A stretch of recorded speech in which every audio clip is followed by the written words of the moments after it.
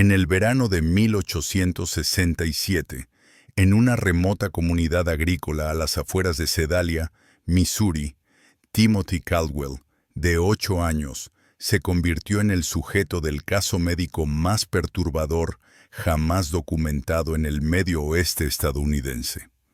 El doctor Samuel Harding, el único médico de la región, llenó 3 cuadernos encuadernados en cuero con observaciones sobre un niño cuyo comportamiento desafiaba todos los principios de la naturaleza humana conocidos por la medicina del siglo XIX.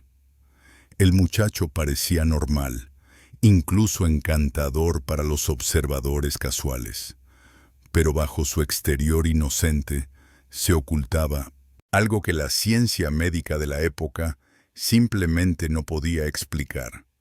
Durante 6 meses, 3 personas murieron en accidentes cerca de Timothy Caldwell, junto con decenas de animales de granja encontrados muertos en circunstancias misteriosas.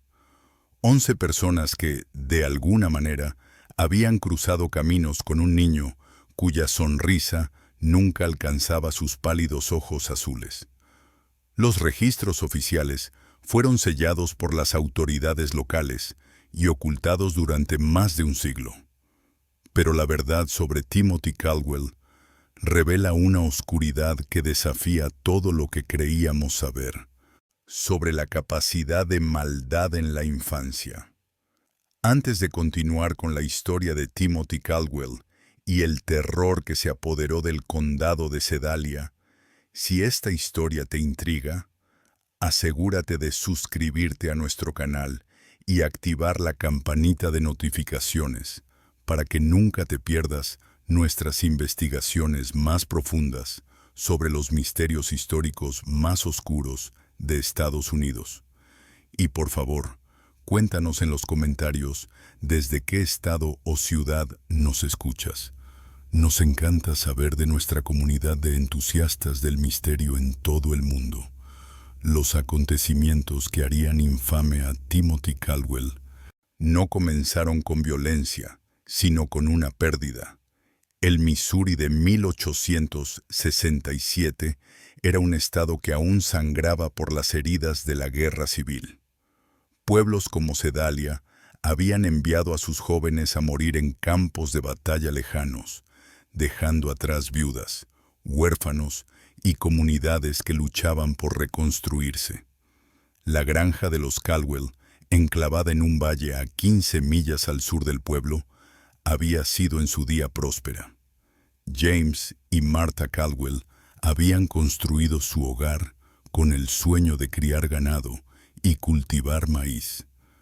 Pero esos sueños murieron con James en la batalla de Wilson's Creek en 1861. Martha intentó mantener la granja sola, pero la tisis consumió sus pulmones en el crudo invierno de 1865. Su hijo Thomas, con apenas 21 años, heredó unas tierras que no podía trabajar y unas deudas que no podía pagar. Cuando Thomas recibió la noticia de que su hermano William había muerto en la prisión de Andersonville, dejando atrás a una viuda y a un hijo de 8 años, vio en ello tanto una carga como una oportunidad.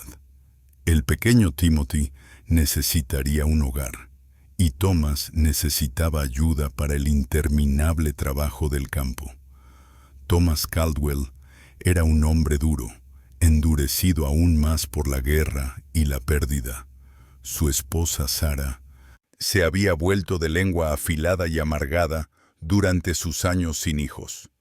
Ninguno de los dos estaba particularmente capacitado para criar a un niño, especialmente a uno que llegó a su puerta en la primavera de 1866, llevando nada más que una pequeña bolsa de tela y unos ojos que parecían demasiado viejos para su joven rostro. Timothy Caldwell era pequeño para su edad, con una piel pálida que se quemaba fácilmente bajo el sol de Missouri y un cabello rubio que su tía Sarah mantenía corto para evitar los piojos. Hablaba poco de su vida antes de la granja, ofreciendo solo fragmentos cuando se le insistía. Su padre había sido soldado. Su madre había tosido sangre. Tras su muerte, él había vivido un tiempo con vecinos. Lo que más llamaba la atención a los adultos sobre Timothy era su cortesía. Siempre decía, sí, señor, y sí, señora. Nunca se quejaba del trabajo ni del castigo. En todos los sentidos, parecía ser el modelo de un niño bien educado. El doctor Samuel Harding conoció por primera vez a Timothy en junio de 1866, cuando el niño acompañó a su tío al pueblo para comprar provisiones. Harding, graduado del Missouri Medical College, y siendo uno de los pocos médicos formalmente capacitados al oeste de San Luis, había desarrollado un agudo sentido para leer a las personas durante sus años tratando tanto a soldados de la Unión como a los confederados. Algo en el niño Caldwell lo inquietaba, aunque no podía identificar exactamente qué. El niño fue perfectamente respetuoso, escribiría Harding más tarde en su diario. Respondía a las preguntas de manera directa, mantenía un contacto visual apropiado y no mostraba ninguna de las inquietudes o timidez típicas de los niños rurales al encontrarse con extraños. Sin embargo, me sentí profundamente incómodo en su presencia. Su mirada tenía una intensidad que parecía sugerir que me estaba estudiando con el mismo interés clínico que yo normalmente reservaba para mis pacientes. La comunidad agrícola alrededor de Sedalia era lo suficientemente pequeña como para que todos conocieran los asuntos de los demás. La granja de los Caldwell estaba aislada, pero no tanto como para que los vecinos no notaran cosas. La señora Eleanor Patterson, cuya propiedad lindaba con la de los Caldwell, a menudo veía a Timothy trabajando en los campos o cuidando del ganado. Ella comentó a su esposo que el niño trabajaba con un enfoque inusual para un niño de su edad, sin parecer nunca cansarse, sin detenerse a jugar o descansar, como los niños naturalmente lo hacen.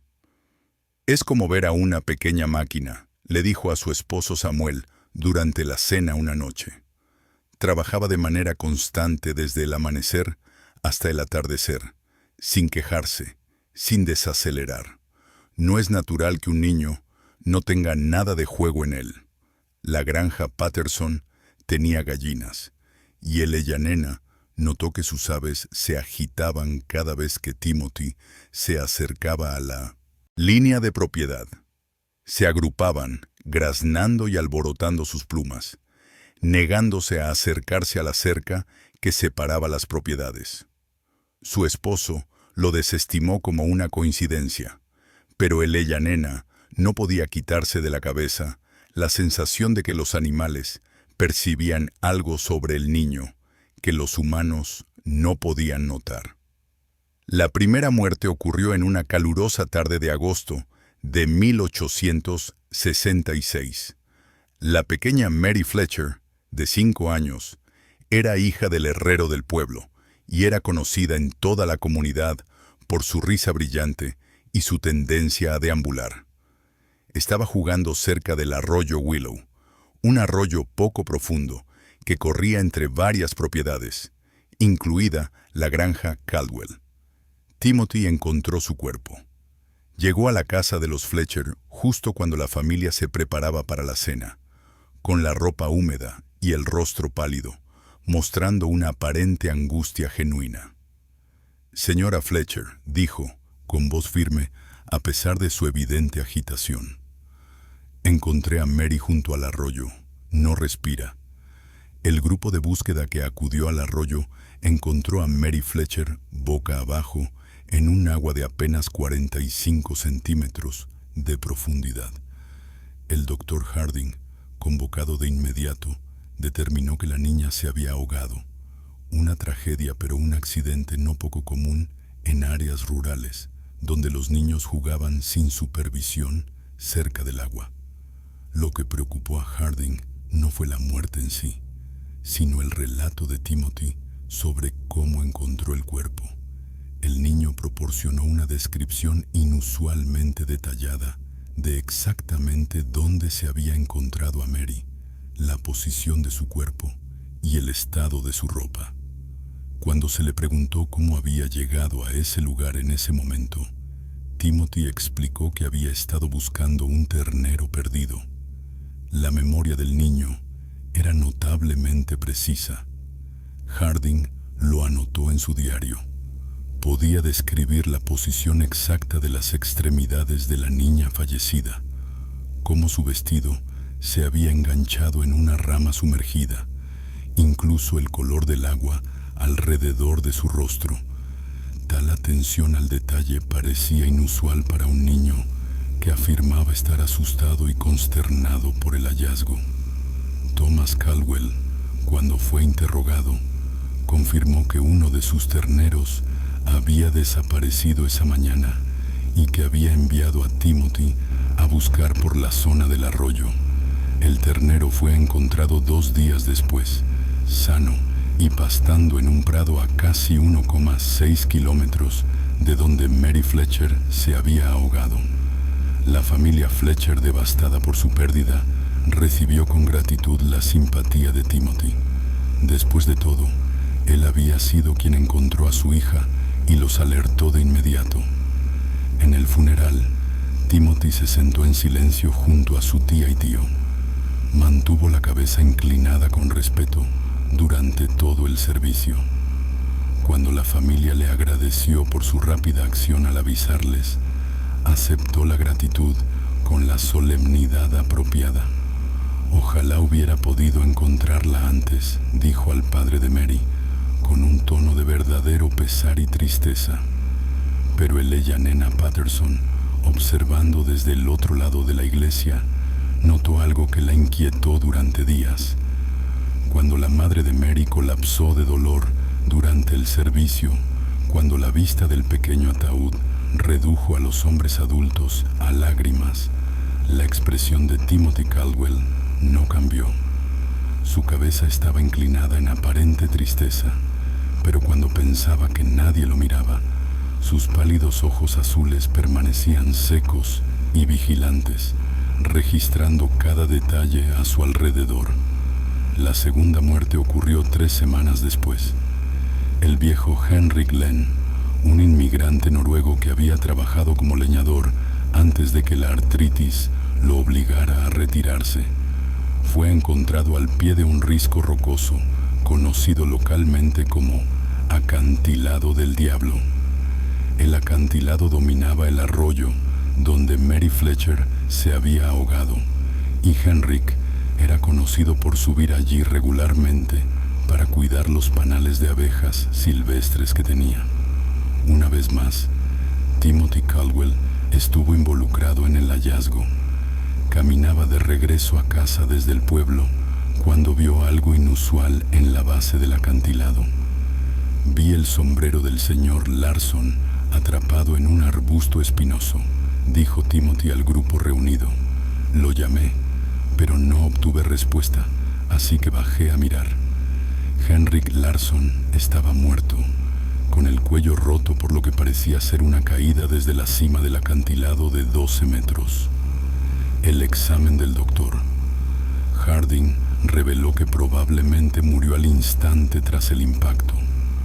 Lo único inusual en la escena fue la presencia de varias abejas muertas alrededor del cuerpo, mucho más de las que normalmente se encontrarían lejos de un panal. El señor Larson conocía esos riscos mejor que cualquier hombre del condado, dijo Samuel Patterson al doctor Harding después del examen. Llevaba subiendo allí 3 años. Nunca había tenido un tropiezo. No tiene sentido que se caiga ahora. Timothy, cuando fue interrogado, sugirió que tal vez el viejo había sido picado por las abejas y perdió el equilibrio. siempre hablaba de lo enojadas que se ponen. Cuando los disturbias. El niño dijo. Tal vez las abejas lo atacaron y se confundió. El doctor Harding encontró la explicación de Timothy plausible, pero algo en la escena lo inquietaba. Las abejas muertas estaban todas agrupadas en un área pequeña, directamente alrededor del cuerpo de Henrik. Si el viejo hubiera perturbado un panal en la cima del acantilado, debería haber habido más evidencia de actividad de abejas a lo largo de su presunto trayecto de caída. En cambio, parecía como si las abejas se hubieran concentrado de alguna manera en el lugar del impacto. Cuando Harding subió a la cima del acantilado para examinar los panales, los encontró intactos, sin signos de alteración reciente. Las abejas obreras estaban activas pero no agitadas, ocupándose de su labor habitual de recolectar néctar de las flores silvestres del final del verano. La tercera muerte destrozó cualquier ilusión sobre la coincidencia. En septiembre de 1866, Jacob Mills, de 6 años, desapareció mientras jugaba en el bosque cerca de la cabaña de su familia. Su cuerpo fue encontrado 4 días después en un pozo abandonado a casi 1 kilómetro de donde se le había visto por última vez. Timothy Caldwell se ofreció como voluntario para unirse al grupo de búsqueda. Durante 3 días buscó junto a los adultos, mostrando una resistencia notable para un niño de su edad. Parecía conocer el bosque íntimamente, guiando a los buscadores por áreas que incluso los residentes de larga data encontraban difíciles de recorrer. Cuando se le preguntó cómo había aprendido tan bien el terreno, Timothy explicó que a menudo exploraba el bosque en su tiempo libre, buscando plantas y hierbas útiles que su tía podía usar para cocinar o como medicina. Al 4.º día, Timothy apareció en la cabaña de los Mills justo después del amanecer. «Creo que encontré algo», le dijo al padre de Jacob con la voz cargada de agotamiento. «Hay un pozo viejo a medio kilómetro al norte de aquí». Escuché lo que parecía un llanto. El pozo estaba parcialmente oculto por troncos caídos y maleza. Jacob Mills estaba en el fondo, vivo pero apenas consciente, sufriendo deshidratación y exposición. El doctor Harding fue convocado de inmediato, pero el niño murió pocas horas después de ser rescatado, su pequeño cuerpo incapaz de recuperarse del sufrimiento. El niño había estado en el fondo de ese pozo durante casi 4 días, escribió Harding en su diario. Que Timothy Caldwell haya podido localizarlo en un lugar tan oculto plantea preguntas preocupantes. ¿Qué tan amplio es el conocimiento del niño sobre el terreno local? ¿De qué otros peligros ocultos podría estar al tanto? Más inquietante aún fue el comportamiento de Timothy durante las últimas horas de Jacob.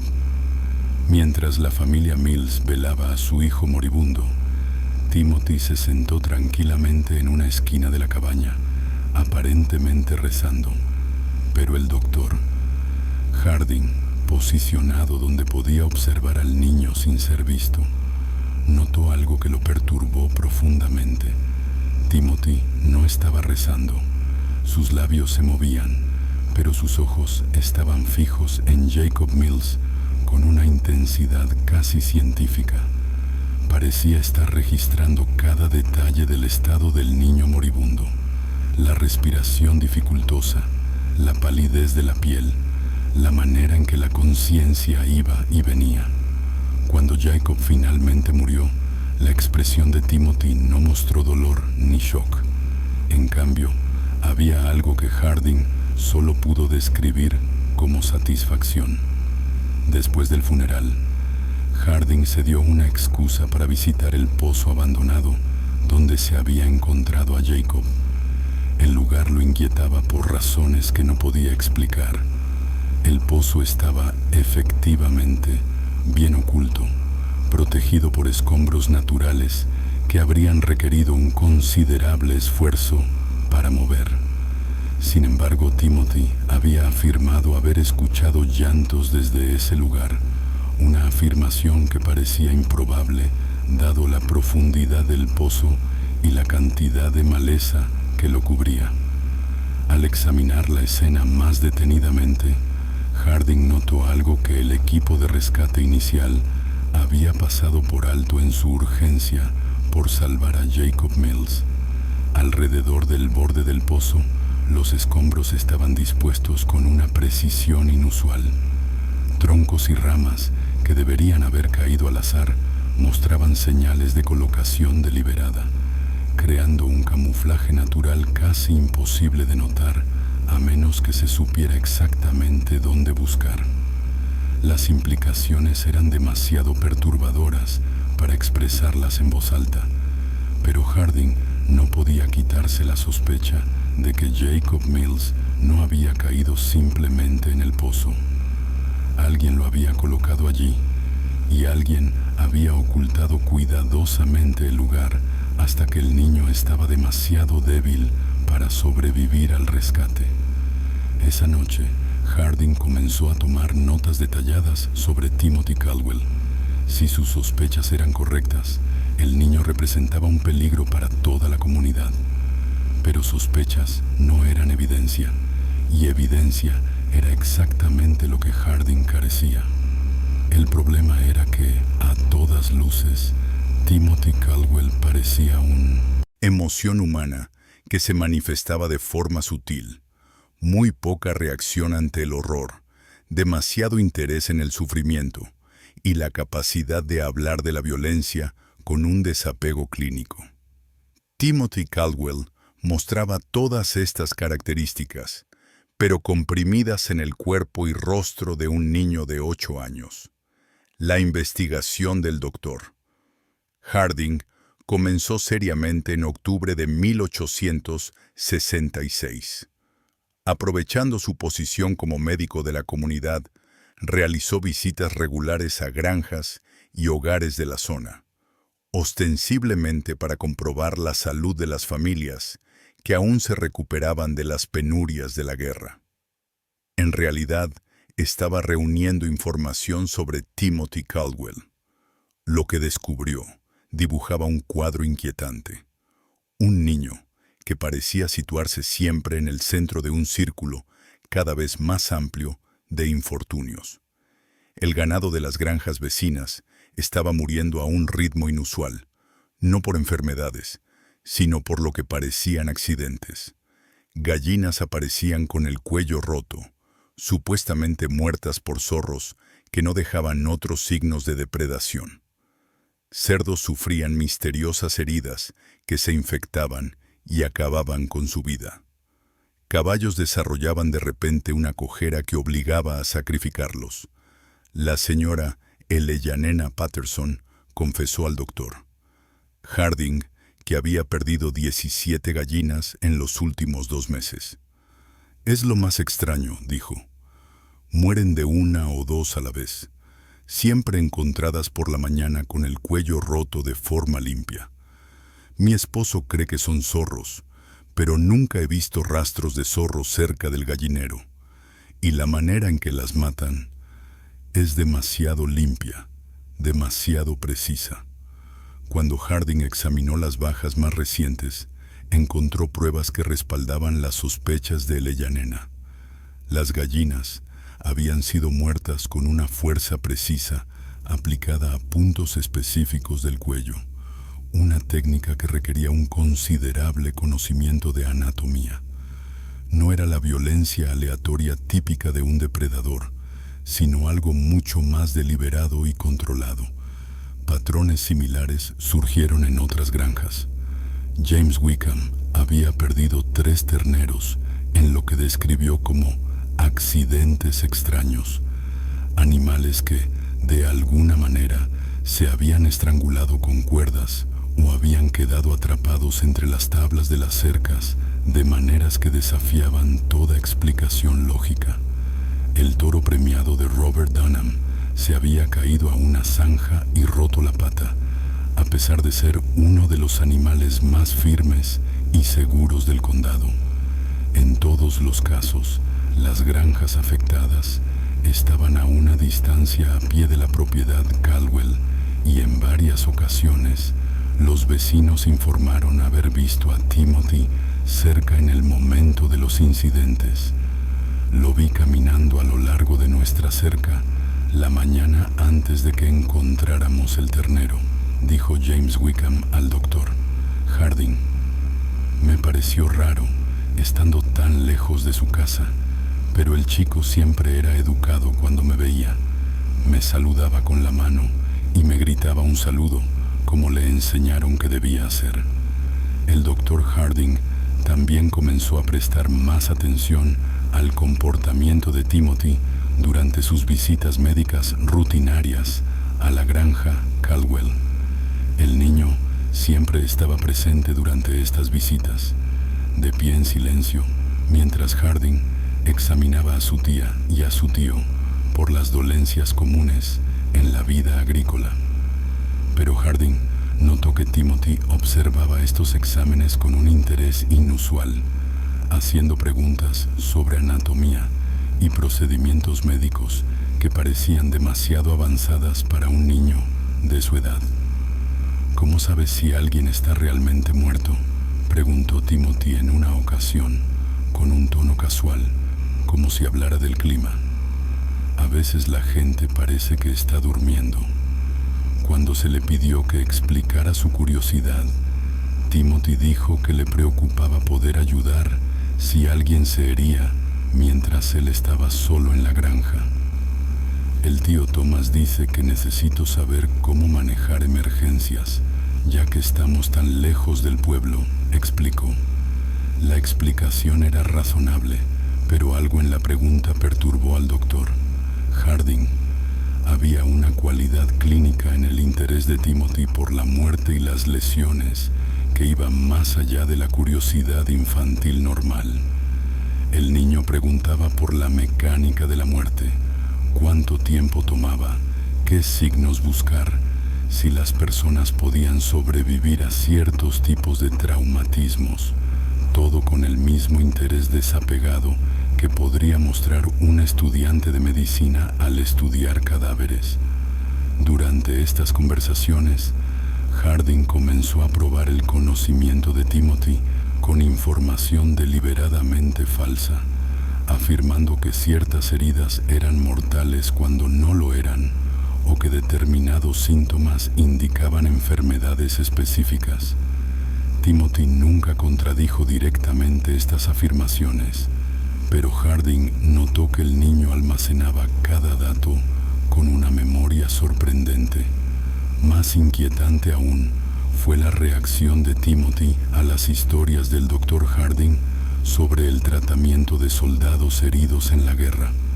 Mientras la mayoría de los niños mostraban el horror o la tristeza apropiados al oír sobre Harry Das de batalla, Timothy escuchaba con atención absoluta, haciendo preguntas detalladas sobre patrones de heridas, pérdida de sangre y tasas de supervivencia.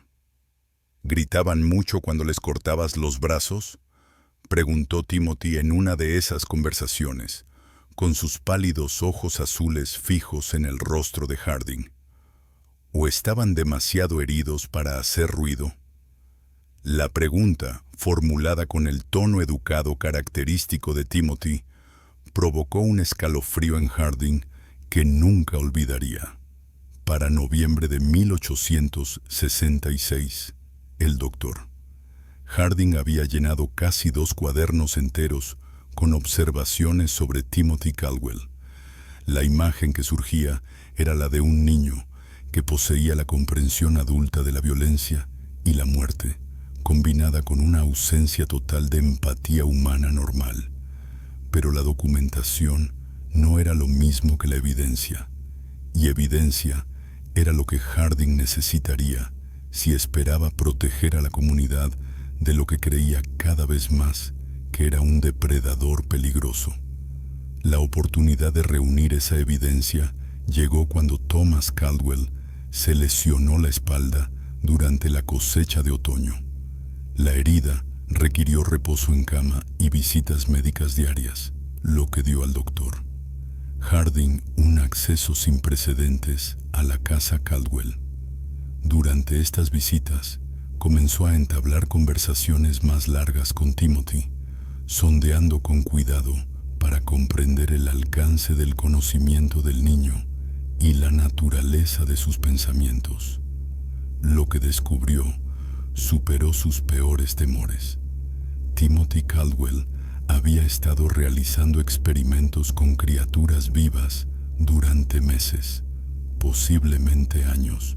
Usando una combinación de preguntas cuidadosas y observación directa, el doctor Harding determinó que el niño había estado capturando y torturando sistemáticamente pequeños animales, estudiando sus respuestas a diversas formas de lesión y sufrimiento. Timothy había mencionado la cueva durante una de sus conversaciones, describiéndola como un lugar al que iba para pensar y estar solo. Cuando el doctor Harding investigó el sitio, encontró una colección cuidadosamente organizada de huesos de animales, instrumentos quirúrgicos rudimentarios fabricados a partir de herramientas de granja y una serie de dibujos detallados que documentaban diversos experimentos de tortura y mutilación. Los dibujos fueron el hallazgo más perturbador. Ejecutados con una sorprendente destreza artística para un niño, mostraban conejos, ardillas, aves y animales más grandes en varias etapas de disección y heridas.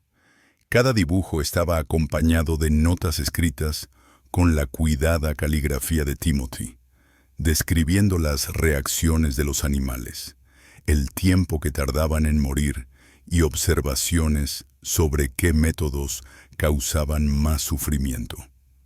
El sujeto permaneció consciente aproximadamente 10 minutos después de la extracción de los ojos, decía una anotación junto a un detallado dibujo de un conejo.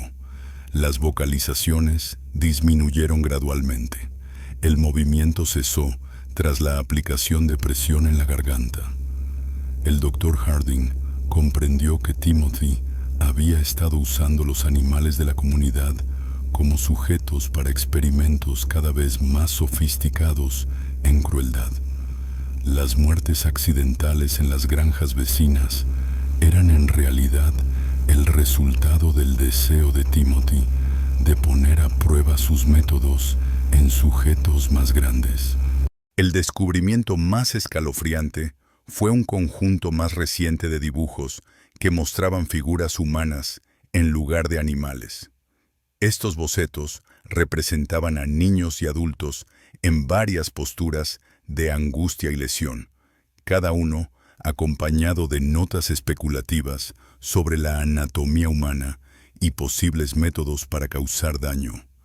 Uno de los dibujos mostraba una figura que era, sin lugar a dudas, Mary Fletcher, la primera niña en morir. Otro representaba a Henry Glenn. Un tercero mostraba a Jacob Mills en el fondo de un pozo, con anotaciones detalladas sobre los efectos de la deshidratación y la exposición en el cuerpo humano.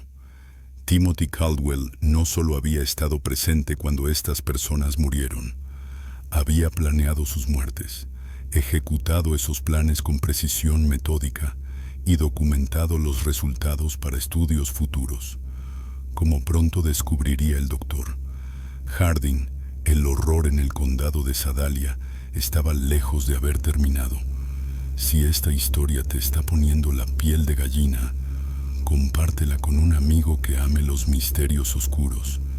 Dale me gusta para apoyar nuestro contenido y no olvides suscribirte para no perderte historias como esta. Descubramos juntos lo que pasa después. El doctor Harding se enfrentaba a una situación imposible. Las pruebas en la cueva demostraban que Timothy Caldwell era responsable de múltiples muertes, pero esas pruebas se habían obtenido mediante lo que equivalía a un registro ilegal. Además, la idea de que un niño de 8 años pudiera ser un asesino calculador estaba tan lejos del entendimiento aceptado de la naturaleza humana que ningún tribunal aceptaría tal afirmación. La ciencia médica de 1867 no tenía un marco para comprender el trastorno de personalidad antisocial ni psicopatía. La creencia predominante era que los niños eran inherentemente inocentes, corrompidos únicamente por malas influencias o experiencias traumáticas. La idea de que un niño pudiera nacer sin la capacidad de empatía o razonamiento moral era, para la mayoría, literalmente inconcebible.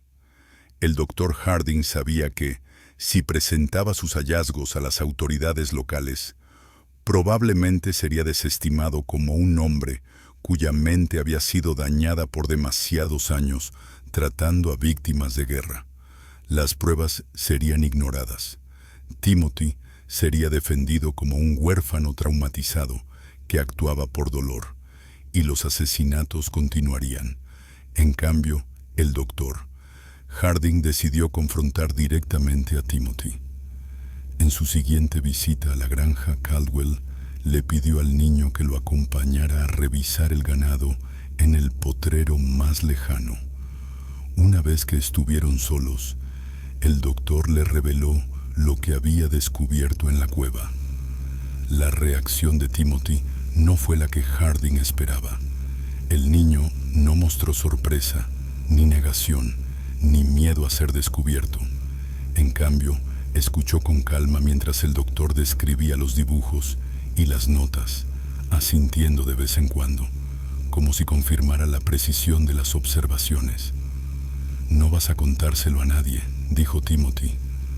No fue una pregunta ni una súplica, sino una afirmación pronunciada con absoluta confianza. «¿Por qué no lo haría?», preguntó Harding, genuinamente curioso por la lógica del niño. Timothy sonrió, la primera expresión genuina que el doctor le había visto. «Porque nadie te creería», respondió, «y porque tienes curiosidad por lo que haré después». El niño tenía razón en ambos puntos.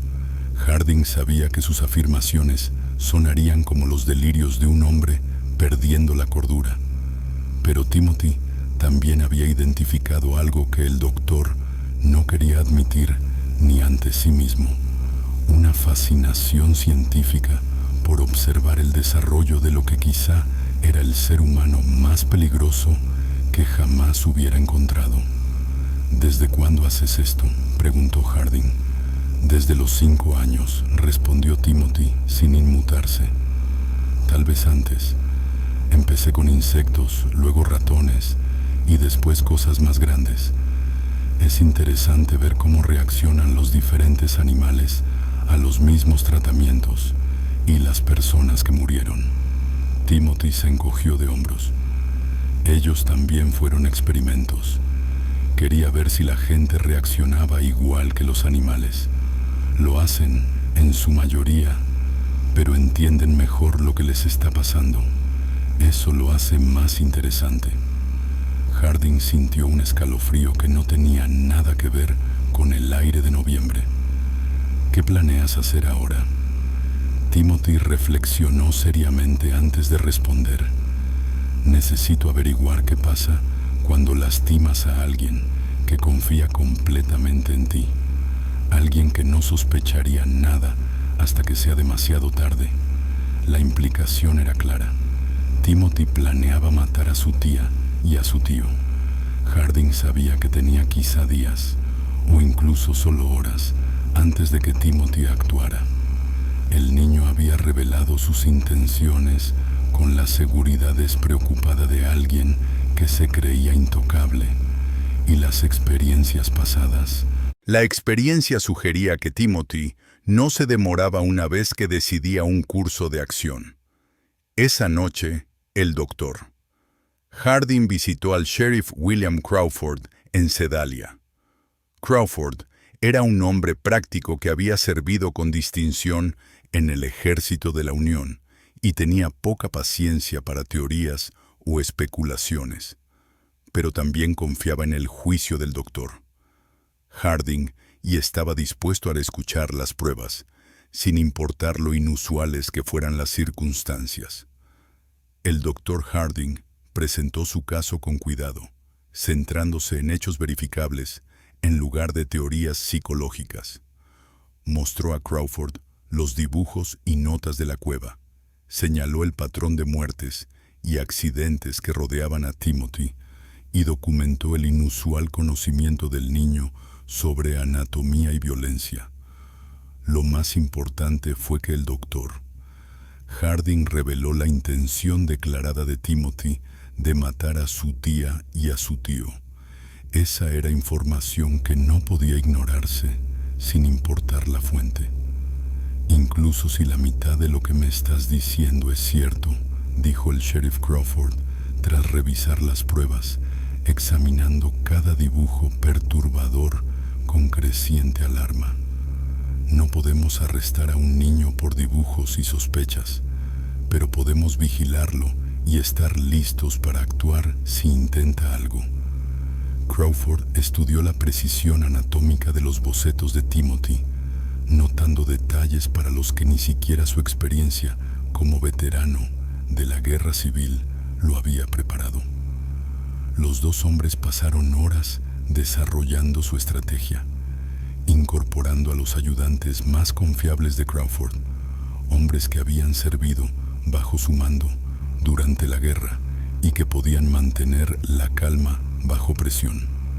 El doctor Harding y el sheriff Crawford elaboraron un plan integral.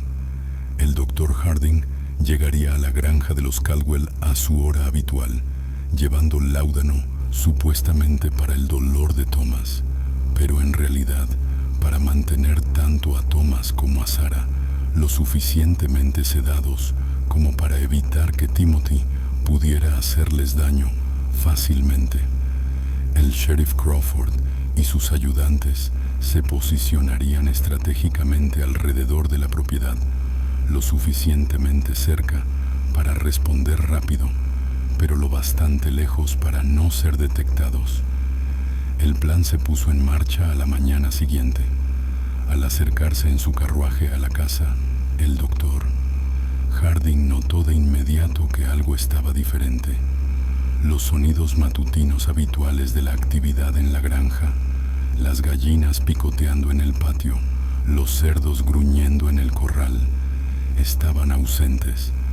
La propiedad tenía un silencio inquietante que le erizó la piel. Timothy apareció en la puerta antes de que el doctor Harding siquiera bajara del carruaje. El niño permaneció perfectamente quieto, sus pálidos ojos azules siguiendo los movimientos del doctor con un enfoque depredador. Vestía su ropa de trabajo habitual, pero el doctor Harding notó que Timothy tenía las mangas arremangadas hasta los codos y las manos recién lavadas, con esa limpieza minuciosa que sugiere preparación para un trabajo sucio. «Buenos días, doctor». «Harding», dijo Timothy, con su característica cortesía, aunque había algo diferente en su voz. Una anticipación, una emoción que el niño intentaba contener. Lo estaba esperando. Las palabras provocaron un escalofrío en el doctor Harding. El uso de «esperando» sugería que Timothy había estado contando con esta visita como parte de algún plan que ya había puesto en marcha. Dentro de la casa, el doctor Harding encontró a Thomas y Sarah Caldwell en su dormitorio, aparentemente durmiendo plácidamente. Pero al acercarse a la cama de Thomas para revisar su estado, notó que la respiración del hombre era inusualmente superficial y que su piel había adquirido una palidez grisácea que sugería algo más que un sueño natural. «¿Qué les diste?», preguntó el doctor Harding en voz baja, sin volverse a mirar a Timothy, pero sabiendo que el niño observaba cada uno de sus movimientos. «Solo unas hierbas que encontré en el bosque», respondió Timothy, con un tono inocente, pero eligiendo sus palabras con cuidado. «Crecen muchas plantas interesantes por aquí. Algunas tienen propiedades muy útiles». El doctor Harding revisó el pulso de Thomas y lo encontró débil pero estable. Sara mostraba síntomas similares. Estaba profundamente inconsciente, pero aún... Están el tío Thomas, la tía Sara, tú mismo, y presumiblemente los 3 agentes de la ley afuera. Eso hace 6 personas, si mi cuenta es correcta. Así que, incluso si me disparas, habrás usado toda tu munición. Timothy se acercó, sin molestarse ya en mantenerse fuera del alcance de la pistola. «¿Quieres saber cómo me convertí en lo que soy?», dijo, con un tono que adquiría una cualidad casi hipnótica. «¿Quieres entender si nací así o si algo me hizo ser así?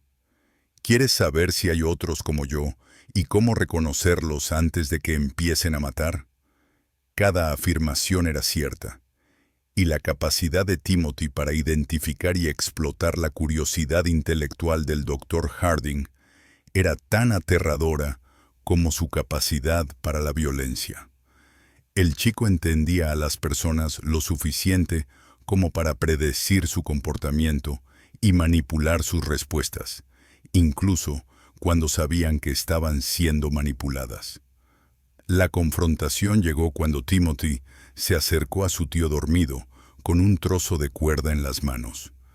El doctor Harding dio un paso al frente para intervenir, pero Timothy giró la muñeca y la retorció hasta que el chico dejó caer el cuchillo. Sin embargo, Timothy inmediatamente sacó otra hoja de su ropa. Quedó claro que el chico había preparado múltiples armas y las había colocado estratégicamente por toda la casa. El sonido de la pelea hizo que el sheriff Crawford y sus ayudantes salieran corriendo de sus posiciones ocultas.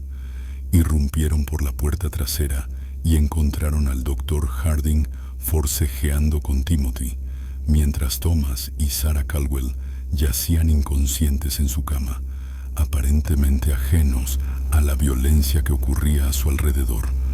El ayudante Mitchell redujo rápidamente a Timothy, mientras el doctor Harding recuperaba el aliento y comprobaba el estado de la pareja inconsciente. Cuando todo se calmó, Timothy Caldwell estaba sentado tranquilamente en un rincón de la habitación, con la ropa desgarrada y el rostro ensangrentado, pero con esos mismos ojos azul pálido que tanto habían perturbado al doctor Harding meses atrás. «No pueden probar nada», dijo Timothy, mientras los ayudantes lo ataban con cuerdas. «Nadie creerá que un niño hizo todas esas cosas».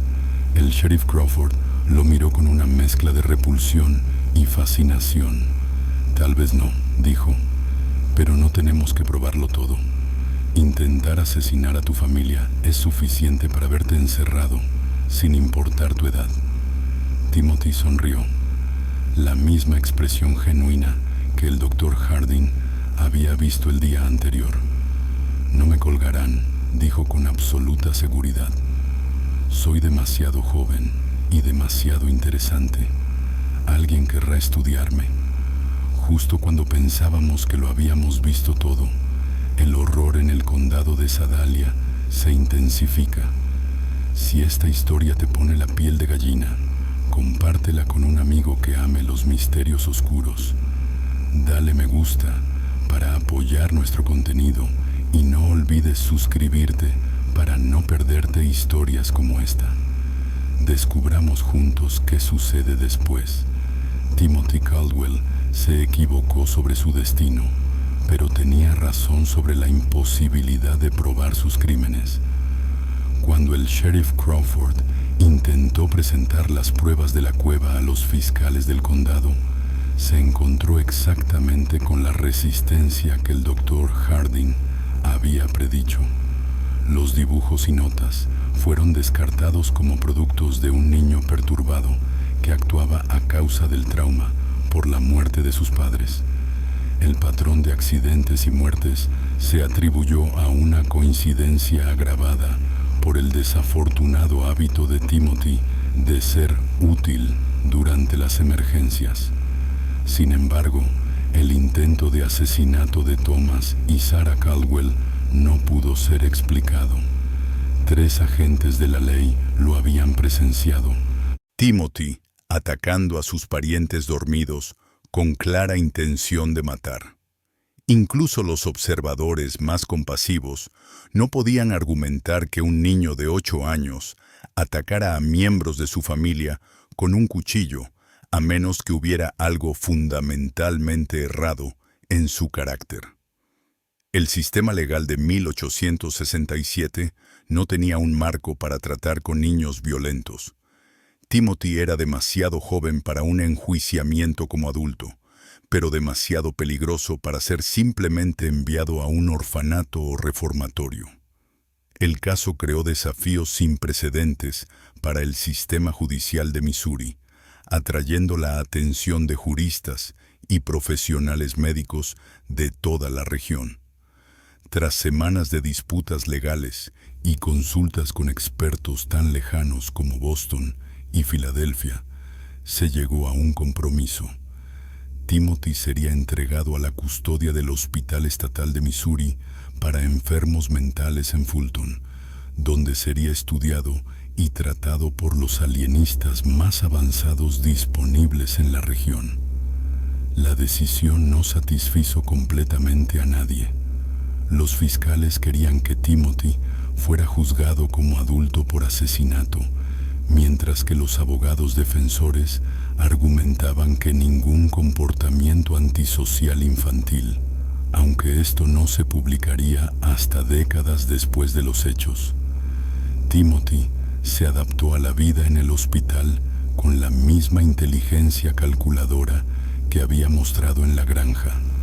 Rápidamente aprendió a imitar emociones y respuestas apropiadas, convenciendo a varios miembros del personal de que estaba logrando un progreso notable en la superación de sus episodios traumáticos.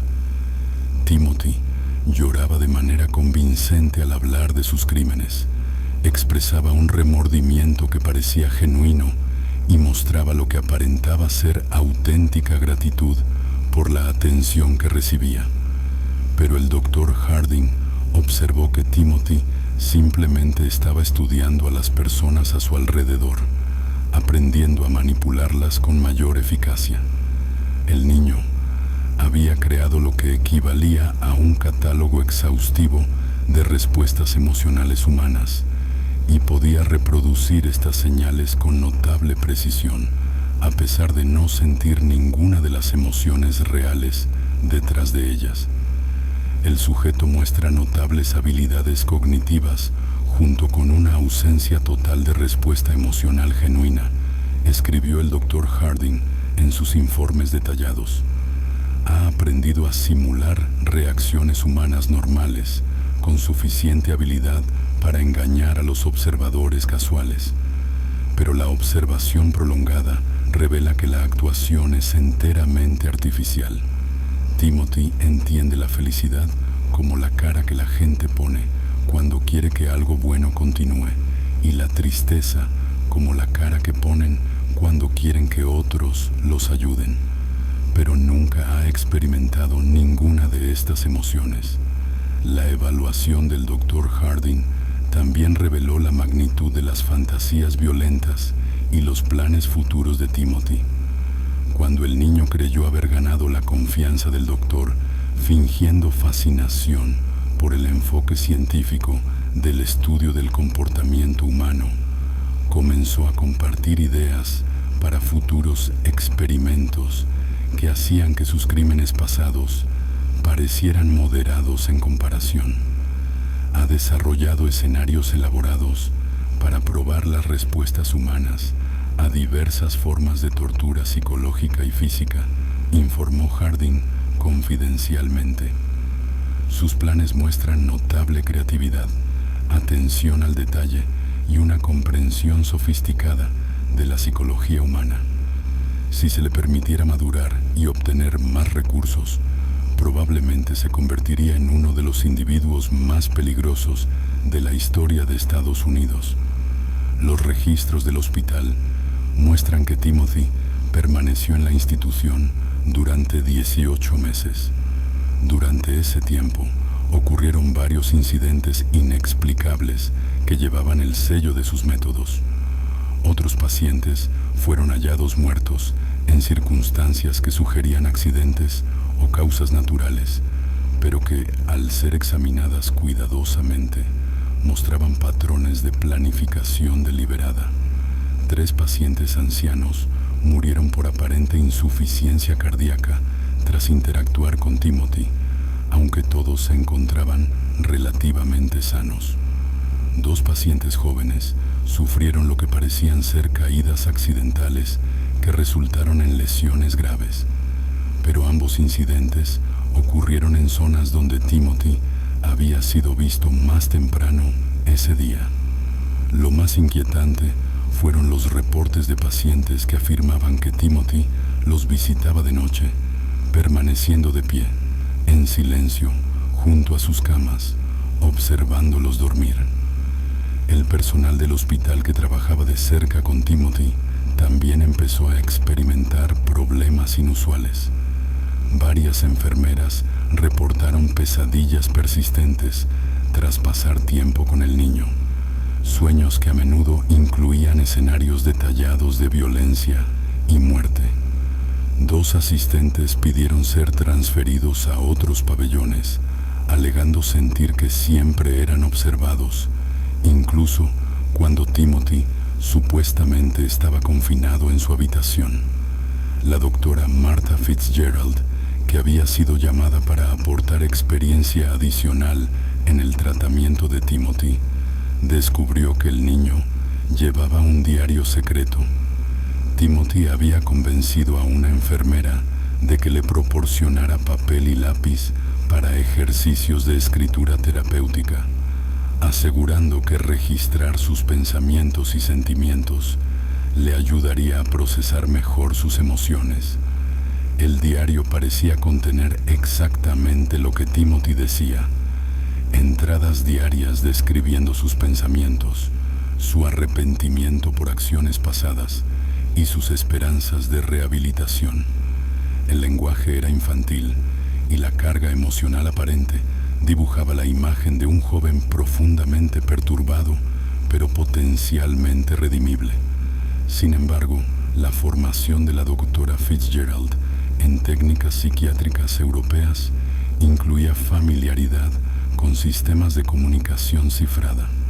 Al aplicar métodos analíticos al diario, descubrió que las entradas aparentemente inocentes contenían un sofisticado sistema de cifrado.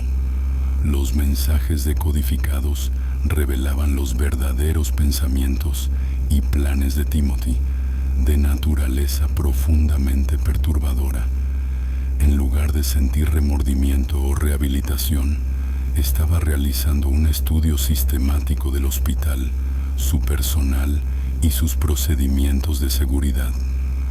Su objetivo no era solo escapar, sino aprovechar su tiempo en reclusión para desarrollar técnicas más avanzadas de manipulación y asesinato. Día 47. La doctora F. cree que mis lágrimas durante la sesión de hoy fueron auténticas. Su patrón de respuesta indica mayor simpatía y menor sospecha.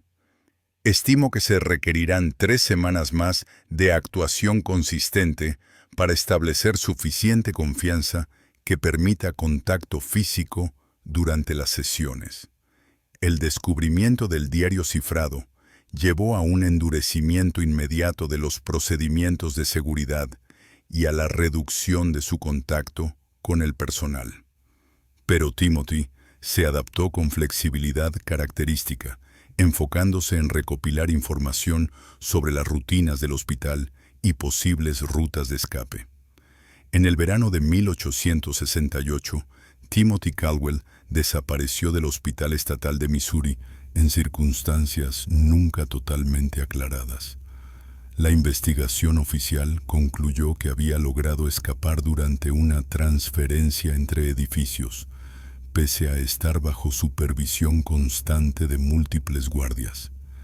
El doctor Harding sospechaba que la fuga había sido mucho más sofisticada de lo que el informe oficial sugería. El niño había demostrado una paciencia y capacidad de planificación extraordinarias, y era probable que hubiera pasado meses preparando su partida.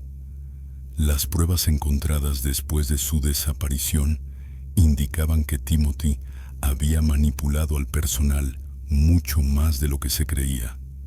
Varios guardias admitieron haber hecho pequeñas excepciones para él en las semanas previas. Permitirle periodos de ejercicio más largos, darle materiales de lectura adicionales y realizar ajustes menores a su rutina diaria que individualmente parecían inofensivos, pero que en conjunto podrían haber creado la oportunidad perfecta para escapar. Pasó 1 año y medio estudiando esa instalación y a su personal escribió el doctor Harding en su informe final. Cuando hizo su movimiento, entendía la psicología de cada persona que trabajaba allí mejor que ellos mismos. Su fuga no fue un acto de desesperación, sino la culminación de un plan cuidadosamente ejecutado. En los meses y años posteriores a la desaparición de Timothy, el doctor Harding comenzó a recopilar informes de muertes y accidentes sospechosos en todo el Medio Oeste. Muchos de estos incidentes presentaban patrones consistentes con los métodos del niño, accidentes meticulosamente preparados que resultaban en muertes, tortura sistemática de animales y la presencia de un menor inusualmente útil y emocionalmente maduro. El problema era que Timothy ahora sería mayor, probablemente lo bastante fuerte como para someter a víctimas adultas, y ciertamente lo bastante sofisticado para evitar los errores que llevaron a su captura inicial. Su tiempo de estudio intensivo de la psicología humana, combinado con su inteligencia natural y su total falta de restricciones morales, había creado algo sin precedentes en la historia criminal estadounidense. El doctor Harding dedicó el resto de su carrera a rastrear estos reportes e intentar comprender lo que Timothy Caldwell representaba. Sus diarios privados, descubiertos tras su muerte en 1891, contenían cientos de páginas documentando casos que podrían haber implicado a Timothy, junto con discusiones teóricas sobre la naturaleza del mal y la posibilidad de que algunos individuos nacieran sin la capacidad de razonamiento moral. Las implicaciones más amplias del caso de Timothy siguieron influyendo en el debate sobre justicia penal, psicología infantil y tratamiento de salud mental durante décadas después de su desaparición. Su habilidad para engañar a profesionales capacitados planteó incómodas preguntas sobre la fiabilidad de las evaluaciones psiquiátricas, y sus dotes manipuladoras subrayaron el peligro potencial de asumir que todos los niños son inherentemente inocentes y redimibles. La granja de los Caldwell fue abandonada después de que Thomas y Sarah se recuperaran de su experiencia. Ninguno pudo soportar permanecer en un lugar donde, sin saberlo, habían albergado a un asesino durante casi 2 años. La propiedad acabó revertiendo al condado y fue vendida a desarrolladores en la década de 1890, pero los residentes locales evitaron la zona durante décadas. La cueva donde Timothy había realizado sus experimentos fue sellada por el sheriff Crawford poco después de su arresto, pero su ubicación nunca fue olvidada. La leyenda local afirmaba que la cueva estaba maldita y que los animales no pastaban en sus alrededores. Los diarios del Dr. Harding fueron donados a la Sociedad Histórica de Missouri en 1923 por su hija, quien consideró que el valor científico de las observaciones de su padre superaba las preocupaciones por la naturaleza perturbadora de su contenido. Los cuadernos permanecen en los archivos, disponibles para investigadores con interés académico legítimo en el desarrollo de la comprensión psicológica. Thomas y Sarah Caldwell nunca hablaron públicamente de su experiencia con Timothy, y ambos vivieron bajo nombres falsos el resto de sus vidas, aparentemente temiendo que el niño pudiera regresar algún día para terminar lo que había empezado. Sarah murió en 1889 y Thomas en 1894. Ninguno tuvo hijos. En su última entrada de diario, escrita pocos días antes de morir en 1891, el Dr. Harding reflexionó sobre las implicaciones más amplias del caso. He pasado 24 años tratando de entender lo que Timothy Caldwell representaba, y temo haber llegado a una conclusión inquietante. Timothy no fue una aberración, fue una visión de lo que los seres humanos pueden llegar a ser cuando se les despoja de las restricciones morales y emocionales que consideramos fundamentales para nuestra naturaleza. Si sobrevivió hasta la edad adulta, en algún lugar de América camina un hombre que entiende la psicología humana mejor que cualquier profesional entrenado, que puede manipular a las personas con habilidad sobrenatural y que ve al resto de la humanidad como simples sujetos de experimentación. Este misterio nos muestra que el mal puede llevar el rostro de la inocencia y que nuestras suposiciones sobre la infancia y la naturaleza humana pueden ser peligrosamente ingenuas.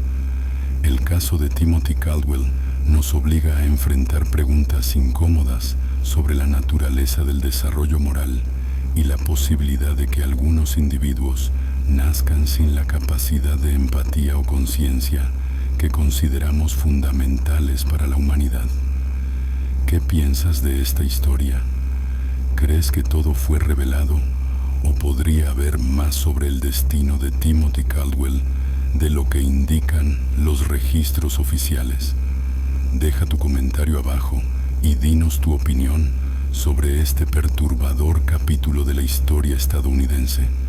Si te gustó este relato y quieres más historias de terror como esta, suscríbete, activa la campanita y compártelo con alguien que ame los misterios tan oscuros y complejos como este. Recuerda, la verdad suele ser más aterradora que la ficción, y la historia guarda secretos que siguen desafiando nuestra comprensión de la naturaleza humana.